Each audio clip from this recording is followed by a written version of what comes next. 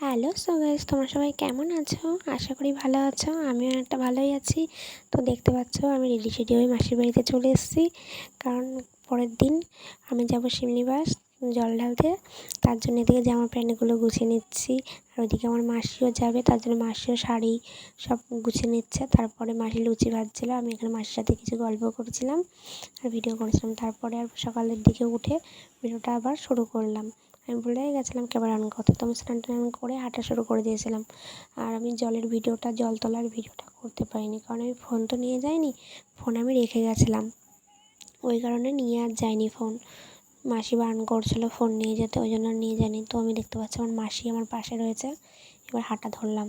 তারপর আমি মাসিকে হারিয়ে ফেলেছিলাম লাস্টের দিকে, দল হারিয়ে গেছিলো, মানে সবাই ছাড়াছাড়ি হয়ে গেছিলো, যে যেমন বাচ্চা যেরকম হাঁটছে।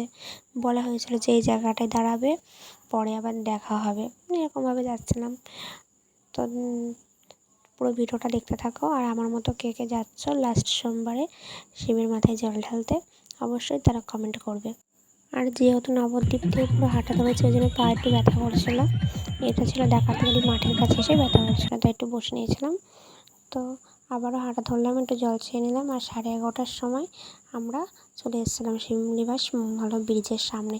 তো এসে দেখো শুয়ে পড়েছি, যদিও পুরোটা রাস্তায় হেঁটে গেছি, তো কপালে না থাকলে বলে না ঢালা হয় না জল, তাই আমারও কপালে ছিল না।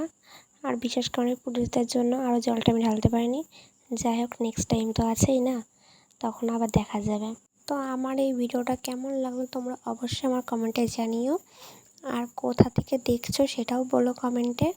তো আমি ভিডিওটা এখানে এন্ড করছি, ততক্ষণ তোমরা সুস্থ থেকো, ভালো থেকো।